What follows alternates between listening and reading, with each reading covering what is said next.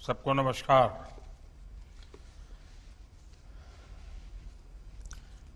देश की आजादी के आंदोलन को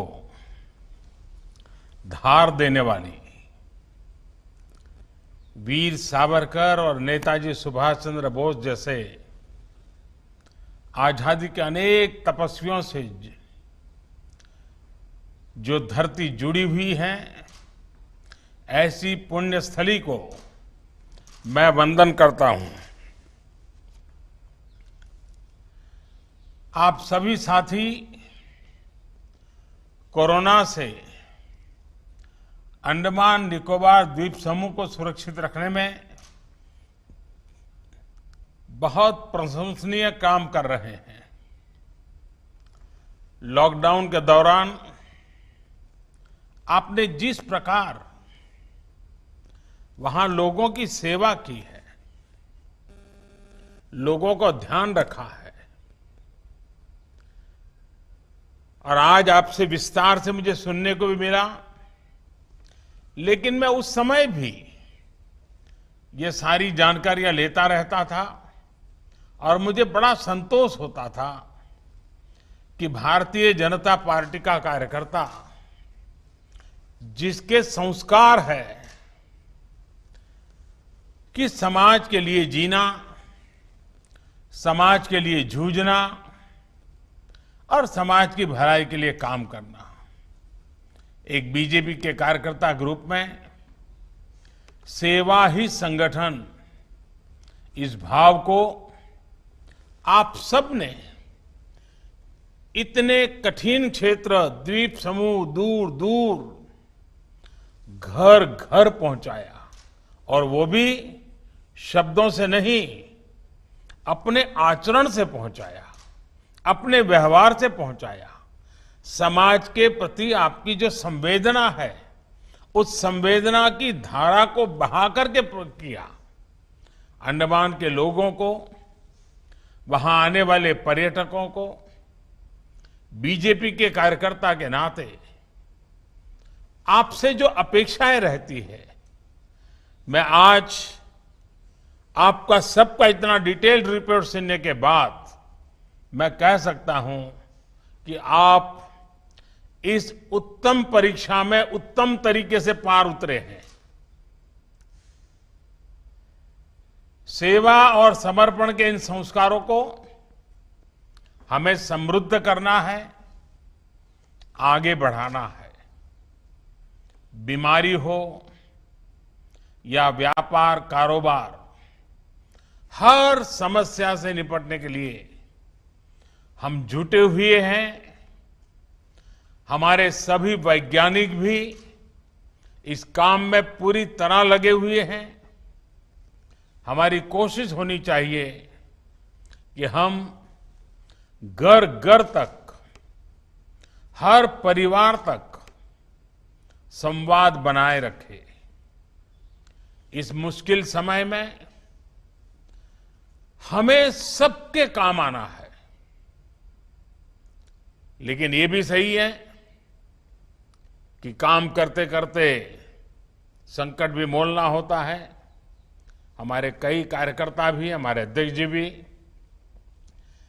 इस सेवा भाव के कारण, लोगों के बीच जाने के कारण वे भी कोरोना पॉजिटिव हुए, लेकिन फिर भी उन्होंने सेवा के भाव को जीने का भरसक प्रयास किया। और इसलिए काम तो करना ही है, सेवा करनी है, लेकिन साथ साथ 2 गज की दूरी, मास्क है जरूरी, इस मंत्र को हमें हर व्यक्ति तक पहुंचाना भी है और उसके आग्रह भी रखना है। साथियों, पिछली बार जब मैं अंडमान आपके बीच आया था तो देवस्थली तुल्य सेलुलर जेल के दर्शन किए थे। मुझे पोर्ट ब्लेयर के दक्षिण छोर पर तिरंगा फहराने का भी सौभाग्य प्राप्त हुआ।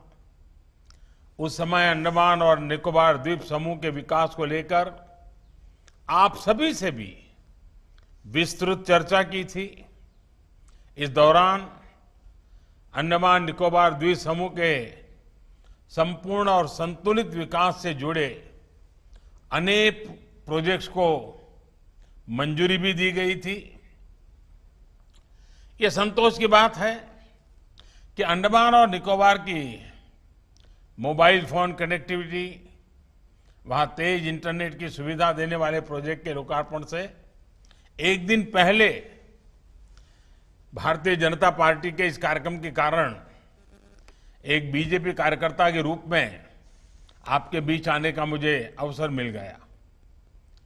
कल जब इस परियोजना का लोकार्पण हो जाएगा तो अंडमान और निकोबार द्वीप समूह में इंटरनेट कनेक्टिविटी में बहुत बड़ा सुधार आएगा। बीते वर्षों में जब भी आप जैसे साथी दिल्ली मुझसे मिलने आते थे और जब मैं पिछली बार आया था तब भी नेटवर्क की समस्या का मामला बार बार चर्चा में आता था। मुझे विश्वास है कि कोरोना के समय में मिल रही इस सुविधा से अंडमान निकोबार द्वीप में बच्चों की पढ़ाई लिखाई, बैंकिंग और दूसरी सेवाओं में ऑनलाइन सुविधा का ज्यादा से ज्यादा लाभ मिलना संभव हो पाएगा। आपको भी और अंडमान में टूरिज्म और दूसरे व्यापार कारोबार से जुड़े साथियों को भी इस तरह वर्चुअली देश और दुनिया से जुड़ने में अब कोई समस्या नहीं आएगी। साथियों, नए भारत के निर्माण के लिए पूरे देश का संतुलित विकास आवश्यक है। हमने सुनिश्चित किया है कि सरकार भले ही एक जगह से काम करती हो, लेकिन उसके कार्यों का लाभ देश के कोने कोने तक पहुंचना चाहिए। हमने समाज की आखिरी पंक्ति में खड़े व्यक्ति पर ही सिर्फ वही नहीं बल्कि देश के आखिरी छोर में बसे व्यक्ति पर भी फोकस किया है। इसी का नतीजा है कि किसी योजना या कार्यक्रम के लॉन्चिंग से लेकर उसके क्रियान्वयन तक गवर्नेंस के हर पहलू को देश भर के सभी इलाकों में ले जाया गया है। एक तरफ हम गरीबों के लिए घर, शौचालय, रसोई गैस, पीने का पानी, बिजली, मोबाइल, इंटरनेट, सड़क, रेल कनेक्टिविटी जैसी बहुत ही मूल जरूरतों को पूरा कर रहे हैं। वहीं दूसरी तरफ मेगा और आधुनिक प्रोजेक्ट पर भी तेजी से काम कर रहे हैं। सिर्फ अंडमान निकोबार द्वीप समूह की ही बात करें तो केंद्र सरकार की योजनाओं की पहुंच यहां बेहद प्रभावकारी रही है।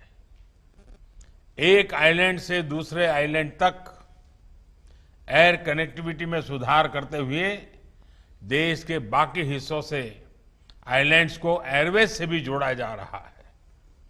पोर्ट ब्लेयर एयरपोर्ट का बड़े पैमाने पर विस्तार किया जा रहा है।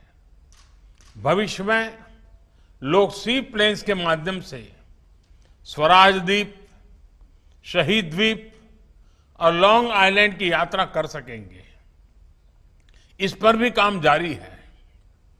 लगभग 300 किलोमीटर के नेशनल हाईवे पर भी काम शुरू हो गया है और यह रिकॉर्ड एक प्रकार से रिकॉर्ड समय में पूरा हो जाएगा। इससे आइलैंड के कई हिस्सों में न सिर्फ पहुंच आसान होगी बल्कि मेडिकल, सोशल और टूरिज्म इंफ्रास्ट्रक्चर को भी बढ़ावा मिलेगा। इस क्षेत्र के युवाओं के लिए कई हायर एजुकेशनल इंस्टीट्यूशन बनाए गए हैं। इनमें अंकोल कॉलेज, मेडिकल कॉलेज और लॉ कॉलेज शामिल है। आइलैंड का जीवन आसान बनाने के लिए, वहां खुशहाली लाने के लिए जो भी जरूरी काम है वो तेजी से पूरे किए जा रहे हैं। मेरा आपसे आग्रह है कि भाजपा का एक कर्मठ कार्यकर्ता होने के नाते आपको पहले की स्थिति, आज की स्थिति और आने वाले परिवर्तन का एक तुलनात्मक नजरिया लोगों के बीच रखते जाना चाहिए। पार्टी कार्यकर्ता के रूप में आपकी ये भी जिम्मेदारी है कि सरकार की हर योजना का लाभ हर लाभार्थी तक पहुंचे। साथियों, अंडमान निकोबार द्वीप समूह ने भारत की आजादी के आंदोलन को ताकत दी है। आत्मनिर्भर भारत के लिए, नए भारत की रक्षा, सुरक्षा और समृद्धि के लिए भी अंडमान निकोबार की व्यापक भूमिका है। इसी को समझते हुए 2017 में ही आइलैंड डेवलपमेंट एजेंसी का गठन किया गया था, जिसमें सभी महत्वपूर्ण स्टेक होल्डर्स को शामिल किया गया। इंडस्ट्रियल डेवलपमेंट स्कीम्स के इस पूरे क्षेत्र में एमएसएमईज और दूसरे उद्योगों को प्रोत्साहित किया जा रहा है। ये हमारे देश का सौभाग्य है कि हमारे पास अलग अलग हिस्सों में अलग अलग चीजें हैं जिनको हम विकसित कर सकते हैं।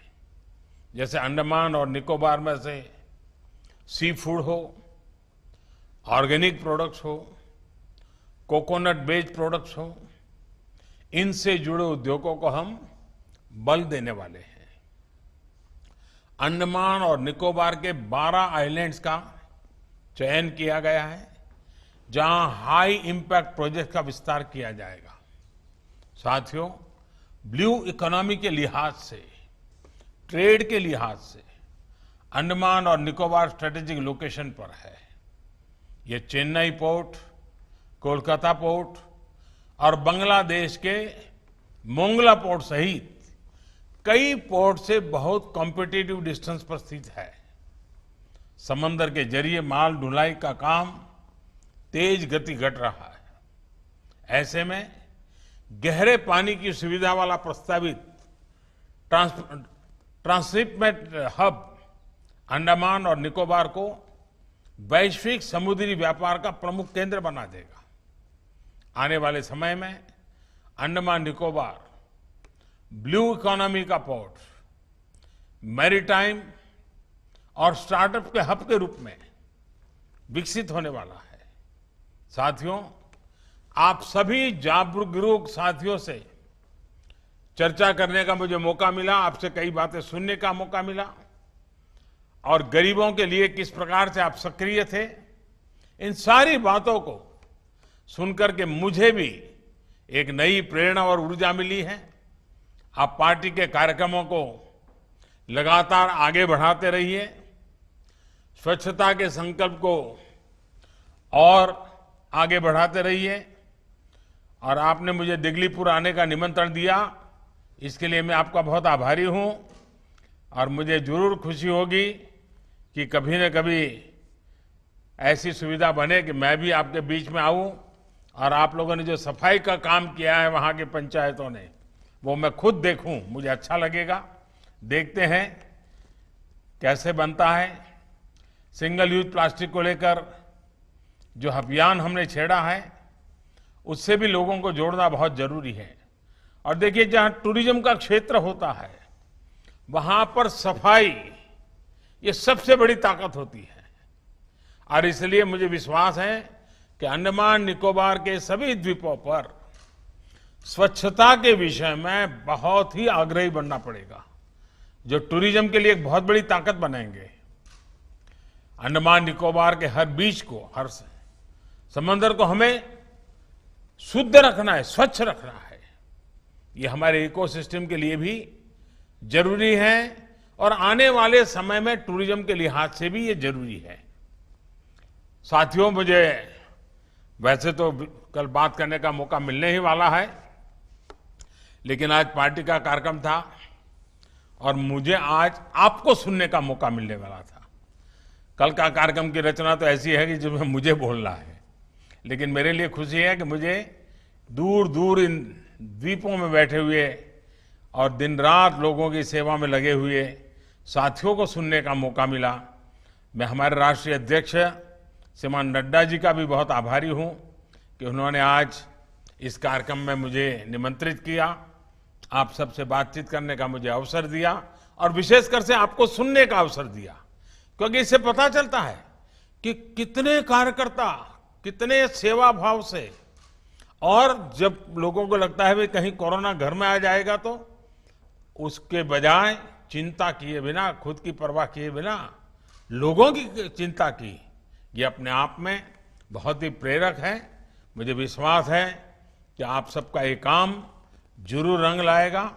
मैं यही कहूँगा, आप अपना ख्याल रखिए, अपने परिवारजनों का ख्याल रखिए, और सेवा का काम तो चलता ही रहेगा, लेकिन हम 2 गज की दूरी, मास्क पहनना, ये सारी जो बातें हैं जिसमें कोई कॉम्प्रोमाइज किए बिना आप काम करते रहिए। मैं फिर एक बार आप सबका बहुत बहुत आभार व्यक्त करता हूं, आप सबको बहुत बहुत धन्यवाद देता हूं।